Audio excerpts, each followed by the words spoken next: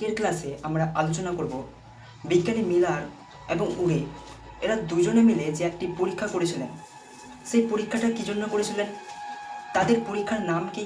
তাদের পরীক্ষার নাম ভলক্যানিক তড়িৎবীক্ষণ পরীক্ষা।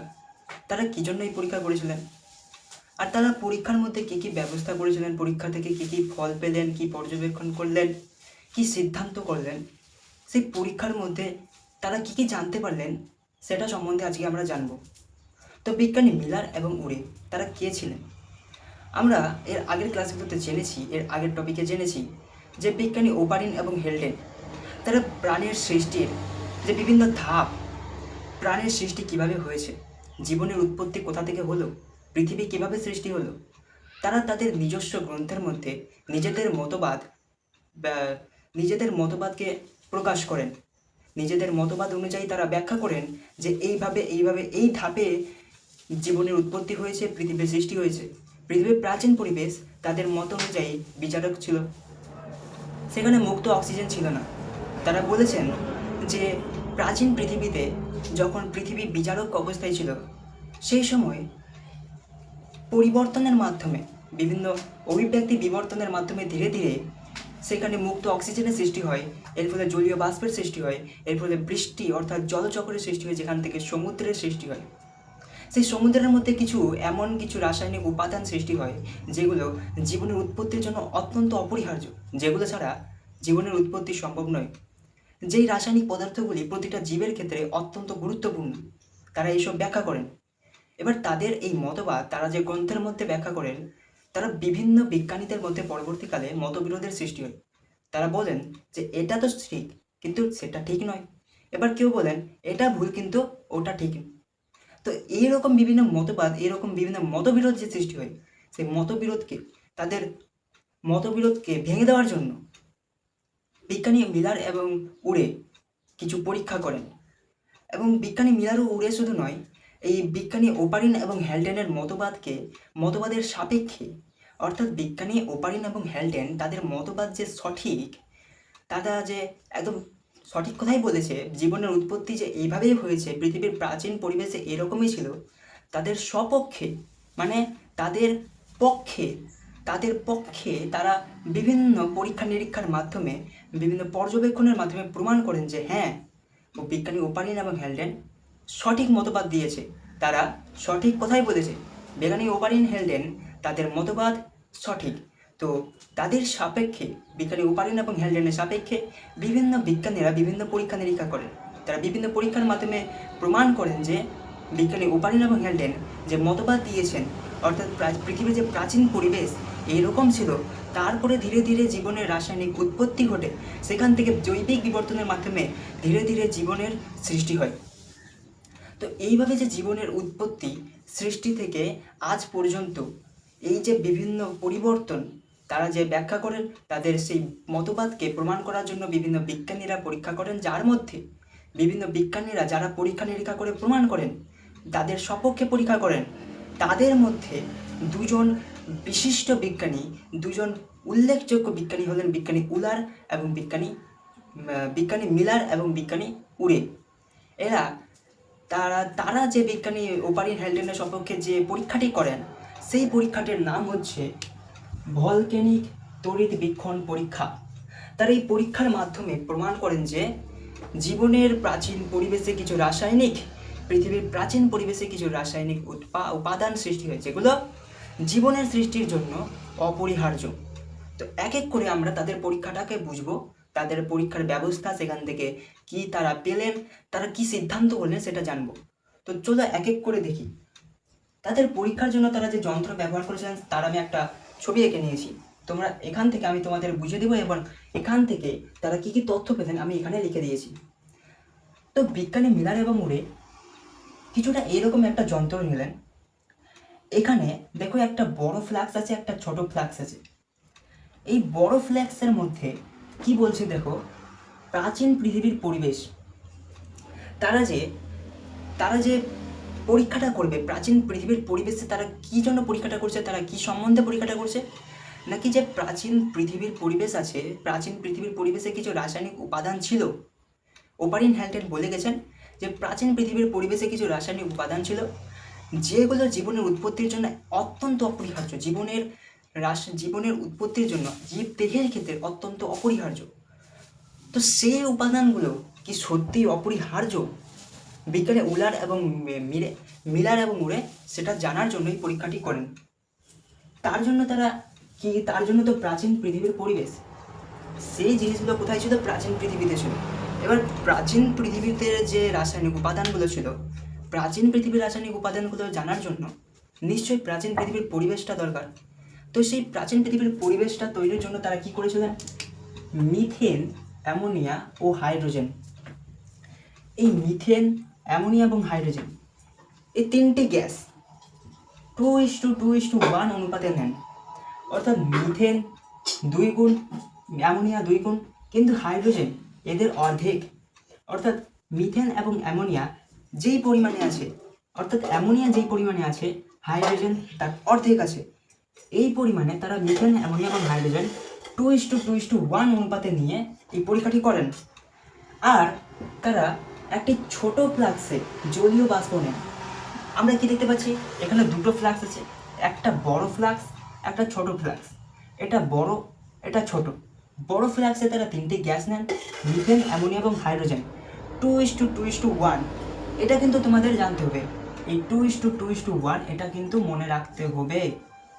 এটা মনে রাখতে হবে, কারণ তোমাকে পরীক্ষা জিজ্ঞেস করতে পারে যে বিজ্ঞানী মিলার এবং উরে তাদের পরীক্ষার জন্য কি কি গ্যাস নিয়েছিলেন। তোমরা বলবে মিথেন, অ্যামোনিয়া, হাইড্রোজেন।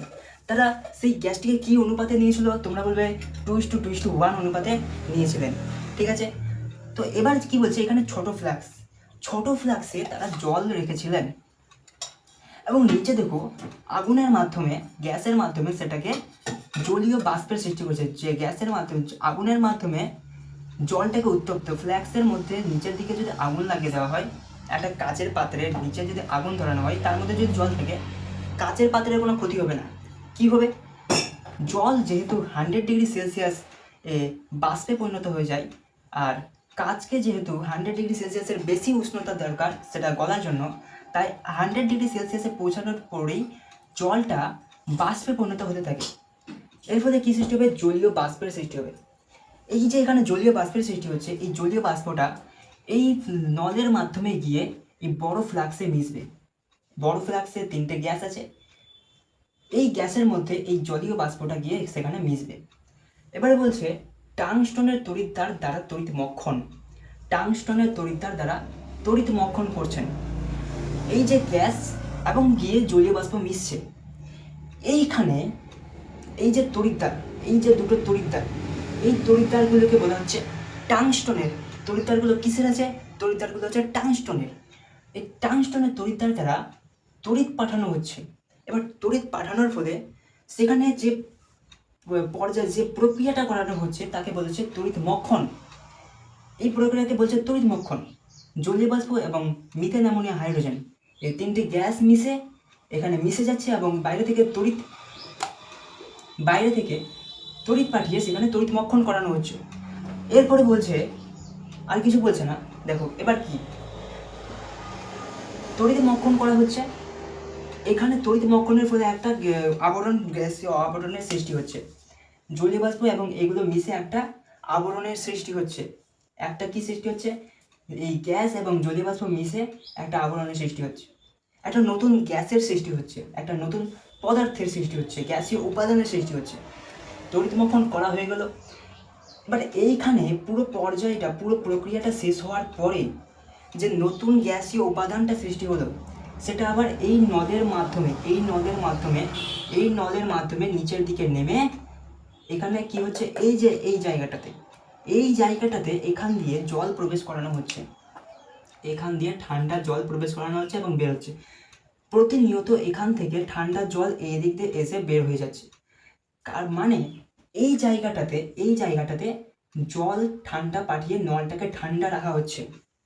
কারণ এইখান থেকে জলীয় বাষ্প সৃষ্টি হয়ে এখানে যাচ্ছে। এই গ্যাসে মিশছে, এই গ্যাসের মধ্যে জলীয় বাষ্প মিশার পরে তড়িৎ মক্ষণ করা হচ্ছে।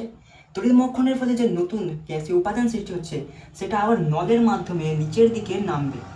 নিচের দিকে নামার পথে যেখানে ঠান্ডা জল পাঠানো হচ্ছে, এই অংশ যেহেতু ঠান্ডা, এখানে এসে সেই গ্যাসীয় উপাদানটা ঘনীভূত হয়ে যাবে। ঘনীভূত কী করে হবে, নাকি দেখো এখানে জলীয় বাষ্পটা এখানে মেশানো হচ্ছে। জলীয় বাষ্পকে যেহেতু, যদি জলীয় বাষ্পকে একটা পাত্রের মধ্যে যদি জলীয় বাষ্প ভরে সেটাকে একটা ঠান্ডা জায়গায় ফ্রিজের মধ্যে যদি রেখে দিই, তাহলে সেটা কিন্তু কিছুক্ষণের মধ্যে সেটা কী হয়ে যাবে, জলে পরিণত হয়ে যাবে, অর্থাৎ ঘনীভূত হয়ে যাবে, ঠান্ডা হয়ে সেটা জলে অর্থাৎ তরলে পরিণত হয়ে যাবে, গ্যাসটা তরলে পরিণত হবে। জলীয় বাষ্প তো একটা গ্যাস, সেটা ঠান্ডা হলে তরলে পরিণত হবে। যেমনটা আমরা কি দেখি, বিভিন্ন নদী নালা খাল বিল পুকুর থেকে জলীয় বাষ্প গরমের সময় প্রখর রৌদ্রে জলীয় বাষ্প সৃষ্টি হয়, সেটা যখন মেঘের মধ্যে উপরে ওঠে, জলীয় বাষ্প যেহেতু হালকা সেটা ক্রমশ উপরে উঠবে। আচ্ছা, জলীয় বাষ্প এদিকেই কেন যাচ্ছে, এদিকেও তো জল আছে, এদিকে কেন আসছে না? কারণ দেখো, জলীয় বাষ্প তো জল যখন জলীয় বাষ্পতে পরিণত হচ্ছে, যত গ্যাস আছে পৃথিবীতে সমস্ত গ্যাসের থেকে জলীয় বাষ্প সব থেকে হালকা, জলীয় বাষ্প সব থেকে হালকা, তাই এটা উপরে গিয়ে এখানে যেহেতু নলটা এদিকে বাঁকানো আছে তাই এখানে এসে মিশছে। এখানে মেশার ফলে জলীয় বাষ্পটা মেশার ফলে তড়িৎ মক্ষণের ফলে সেটা কিছুটা ভারী হচ্ছে, তাই সেটা নিচের দিকে আসছে, এবং নিচের দিকে আসার পথে এখানে শীতল জায়গাতে সেটা আরও শীতল হচ্ছে, আরও ঠান্ডা হচ্ছে, সেটা ঘনীভূত হয়ে ধীরে ধীরে তরলে পরিণত হচ্ছে, ঘনীভূত হয়ে সেটা তরলে পরিণত হয়ে এই যে এখানে নল লাগানো আছে, এখানে নল লাগানো আছে, তাই সেটা আর এদিকে আসতে পারছে না। কি হচ্ছে, এইটা নিচে দিকে একটা পাত্র রেখে দেওয়া হয়েছে নলের সঙ্গে, নলের নিচে দিকে নলটাকে খুলে নিচের দিকে একটা পাত্র রেখে দেওয়া হয়েছে। সেই পাত্রের মধ্যে যেই তরল উপাদান, গ্যাসীয় উপাদানটা তরলে পরিণত হয়ে যে তরল উপাদানটা সৃষ্টি হচ্ছে সেটা সেই পাত্রের মধ্যে সংরক্ষণ করা হচ্ছে। আই থিঙ্ক তোমাদের এই পুরো প্রক্রিয়াটা, পুরো পরীক্ষার মধ্যে তারা কি কি ব্যবস্থা করেছিলেন, কি কি করেছিলেন পরীক্ষার মধ্যে, তারা সেটা বুঝতে পারবে। এই যে নতুন তরল উপাদানটা সৃষ্টি হলো সেটাকে তারা সংরক্ষণ করলো, এই তরল উপাদানটা পুরো প্রক্রিয়ার মাধ্যমে তারা এটাকে সংরক্ষণ করলো। তো কি বললো, কি হলো প্রক্রিয়াটা, তারা কি পরীক্ষা করছে না, আরেকবার পুরোটা সামারি করে দিচ্ছি। যে একটা বড় ফ্লাক্সের মধ্যে তারা মিথেন অ্যামোনিয়া হাইড্রোজেন 2:1 অনুপাতে নিয়েছিলেন, একটা ছোট ফ্লাক্সে তারা জল নিয়েছিলেন, সেটাকে আগুন দিয়ে উত্তপ্ত করে জলীয় বাষ্পতে পরিণত করছেন, এবং সেই জলীয় বাষ্পটা যেহেতু হালকা সেটা ওপরে গিয়ে এখানে এসে এই গ্যাসের মধ্যে মিশছে, গ্যাসের মিশ্রণের মধ্যে এসে তাই সেও মিশ্রিত হচ্ছে, আর টাংস্টনের তড়িৎদ্বার দ্বারা সেখানে তড়িৎ মক্ষণ করানো হচ্ছে। তড়িৎ মক্ষণ প্রক্রিয়া শেষ হওয়ার পরে এখানকার পুরো প্রক্রিয়া শেষ হয়ে যাচ্ছে। এখানকার প্রক্রিয়া শেষ হওয়ার পরে সেটা নিচের নল দিয়ে নিচে আসার সৃষ্টি হয়ে নিচে আসতে থাকছে।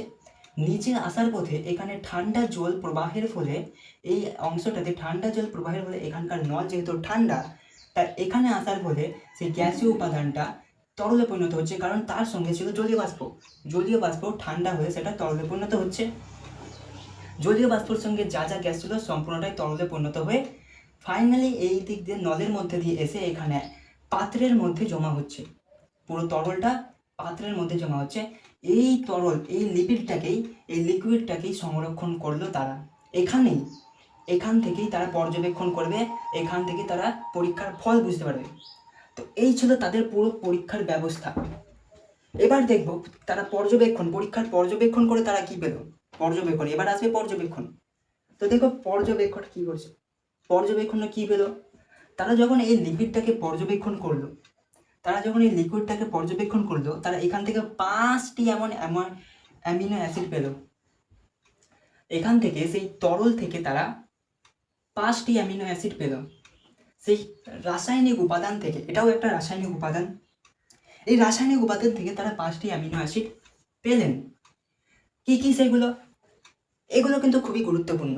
5টি অ্যামিনো অ্যাসিড মনে রাখা খুবই গুরুত্বপূর্ণ। তোমাকে জিজ্ঞেস করবে যে বিজ্ঞানী মিলার এবং উড়ে, আমার বারবার উড়ার চলে আসে, মিলার এবং উড়ে তাদের পরীক্ষায় যে রাসায়নিক তরল উপাদানটি পেলেন সেখান থেকে তারা কয়টি অ্যামিনো অ্যাসিড পেলেন এবং সেগুলো কি কি?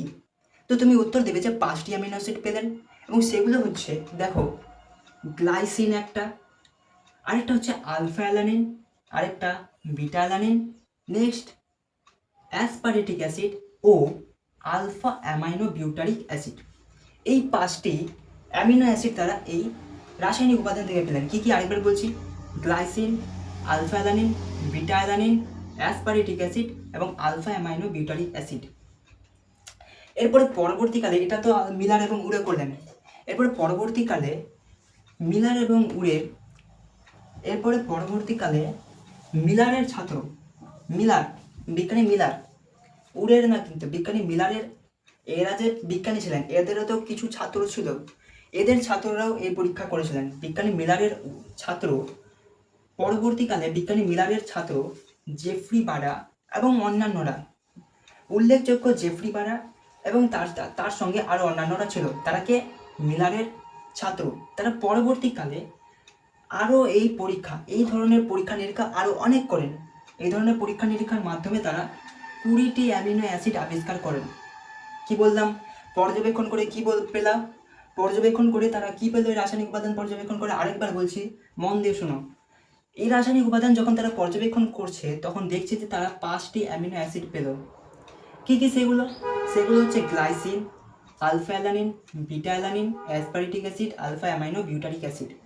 এরপরে পরবর্তীকালে বিজ্ঞানী মিলারের ছাত্র জেফ্রি বারা এবং তার সঙ্গে আরও অন্যান্যরা, এরা সবাই একসঙ্গে এই ধরনের পরীক্ষা আরও করেন এবং তারা এই ধরনের পরীক্ষার মাধ্যমে 20টি অ্যামিনো অ্যাসিড পান। তারা 5টি পেয়েছিল, এবার এরা আরও 20টি অ্যামিনো অ্যাসিড আবিষ্কার করেন। তো এই ছিল তাদের পরীক্ষা এবং তাদের পরীক্ষার ফলাফল। পরীক্ষার ফলাফল যখন তারা পেয়ে গেল, তো এবার তারা কিছু তো সিদ্ধান্ত আসবে। তারা যেই কারণে পরীক্ষাটা করলো সেই পরীক্ষার সিদ্ধান্তটা দিবে। তো সিদ্ধান্ত কি দিল? সিদ্ধান্ত হচ্ছে যে বিজারকধর্মী মানে প্রাচীনকালে বিজ্ঞানী ওপারিন এবং হ্যালডেন তারা তাদের মতবাদ অনুযায়ী কি বলেছিলেন? তাদের মতবাদ অনুযায়ী তারা বলেছিলেন যে প্রাচীন পৃথিবীর পরিবেশ, সেই পরিবেশের মধ্যে মুক্ত অক্সিজেন ছিল না। তাহলে কি ছিল? মুক্ত অক্সিজেন ছিল না, কিন্তু অক্সিজেনগুলো জোটবদ্ধ অবস্থায় ছিল। তো মুক্ত অক্সিজেন না থাকার কারণে পৃথিবীর যে পরিবেশ, মুক্ত অক্সিজেন যদি না থাকে পরিবেশের মধ্যে, তাহলে সেই পরিবেশটাকে বলা হচ্ছে বিচারকধর্মী পরিবেশ। তো তারা বলেছিলেন যে পৃথিবীর পরিবেশ ছিল, প্রাচীন পরিবেশ ছিল বিচারকধর্মী। এবার এরা পরীক্ষার মাধ্যমে প্রমাণ করে দিলেন যে ঠিক, বিজ্ঞানী মিলার এবং ওরা ঠিক বলেছিলেন যে প্রাচীন পরিবেশটা সত্যি বিচারকধর্মী ছিল, সেখানে মুক্ত অক্সিজেন ছিল না। আর কি, এই যে জটিল যৌগ মিথেন, অ্যামোনিয়া, হাইড্রোজেন এবং জলীয়বাষ্প, আরও অন্যান্য গ্যাস, ভালো করে শোনো, মিথেন, অ্যামোনিয়া, হাইড্রোজেন, জলীয়বাষ্প এবং আরও অন্যান্য গ্যাস, বজ্রপাত এবং অগ্নুৎপাত, সেই কালে তো তখন আর টাংস্টনের তড়িৎদ্বার দিয়ে তড়িৎমক্ষণ করা হতো না। পরিবেশে কি তড়িৎদ্বার দিয়ে তড়িৎমক্ষণ করা হবে? একদমই না। তাহলে কি হতো নাকি এই তড়িতের সৃষ্টির জন্য বজ্রপাত হতো।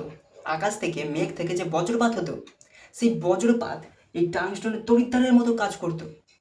আর কি নাকি অগ্নুৎপাতও অনেক সময় পরিবেশের মধ্যে যে বিদ্যুতের সৃষ্টি করছে, সেই বিদ্যুৎটাও এই পরিবেশ সৃষ্টির, এই উপাদান সৃষ্টির জন্য কার্যকারী। এরপরে এই যে মিথেন, অ্যামোনিয়া, হাইড্রোজেন, জলীয়বাষ্প, এই বিভিন্ন গ্যাসগুলো এবং আরও অন্যান্য গ্যাস বজ্রপাত এবং অগ্নুৎপাতের সাহায্যে বিভিন্ন প্রক্রিয়াকরণ, বিভিন্ন মাধ্যমে যে রাসায়নিক উপাদান সৃষ্টি করলো, সেটা একসময় ঘনীভূত হয়ে তরলে পরিণত হয় এবং সেটাই একটা রাসায়নিক উপাদানের সৃষ্টি করে। সেই রাসায়নিক উপাদানের মধ্যে যে বিভিন্ন অ্যামিনো অ্যাসিড, আরও অন্যান্য রাসায়নিক উপাদান ছিল যেগুলো জীবনের উৎপত্তির জন্য অপরিহার্য, সেখান থেকেই জীবের সৃষ্টি হয়। এটা তারা প্রমাণ করলেন, বিজ্ঞানী মিলার এবং উরে তারা প্রমাণ করলেন। আর কি বলছে? এই যে জটিল যৌগ, সেটা জীবনের সৃষ্টির জন্য অপরিহার্য। এই যে অ্যামিনো অ্যাসিড যে তার পেল, অ্যামিনো অ্যাসিড জীবদেহের গঠনের জন্য গুরুত্বপূর্ণ। বিজ্ঞানী ওপারিন হ্যালডেন বলেছিলেন যে প্রাচীন পৃথিবীতে এমন কিছু অ্যামিনো অ্যাসিড সৃষ্টি হয়েছিল যেগুলো জীবের সৃষ্টির জন্য, জীবদেহের জন্য অত্যন্ত গুরুত্বপূর্ণ। সেটা পরীক্ষার মাধ্যমে একদম হুবহু প্রমাণ হয়ে গেল যে ঠিক অ্যামিনো অ্যাসিডগুলো জীবদেহের গঠনের জন্য গুরুত্বপূর্ণ। এই যে অ্যামিনো অ্যাসিডগুলো, এই যে 5টি অ্যামিনো অ্যাসিড এবং আরও অন্যান্য, সেগুলো জীবদেহের জন্য অত্যন্ত গুরুত্বপূর্ণ, সেটা তারা প্রমাণ করলেন এবং তারা বুঝতে পারলেন যে বিজ্ঞানী ওপারিন হ্যালডেন একদম সঠিক মতবাদ দিয়েছিলেন। আর বলছে যে ওপারিন হ্যালডেনের তত্ত্বকে সমর্থন করে, অর্থাৎ তাদের এই পুরো পরীক্ষাটা বিজ্ঞানী ওপারিন হ্যালডেন, পুরোটাই বিজ্ঞানী ওপারিন হ্যালডেনের মতবাদকে সমর্থন করছে। এই হচ্ছে বিজ্ঞানী ওপারিন এবং বিজ্ঞানী মিলার এবং উরের পরীক্ষা, যেটা পুরোটাই ওপারিন হ্যালডেনের মতবাদকে সমর্থন করে। এই ছিল তাদের পরীক্ষা এবং আজকের আমাদের টপিক। তো আজকের টপিকে আমরা এটাই জানলাম, ভালোভাবে বুঝলাম, পুরোটা বুঝলাম বিজ্ঞানী মিলার এবং উরের পরীক্ষা ছবির মাধ্যমে বুঝিয়ে দিয়েছি। তো এই ছিল আমাদের আজকের টপিক, আজকের ক্লাস, এটাই আমার আজকের বোঝানোর ছিল। তো দেখা হচ্ছে আবার নেক্সট ক্লাসে একটি নেক্সট টপিক নিয়ে। তো ততদিনের জন্য তোমাদেরকে বাই, আর সবাই সুস্থ থেকো, ভালো থেকো, আর পড়াশোনা চালিয়ে যাও।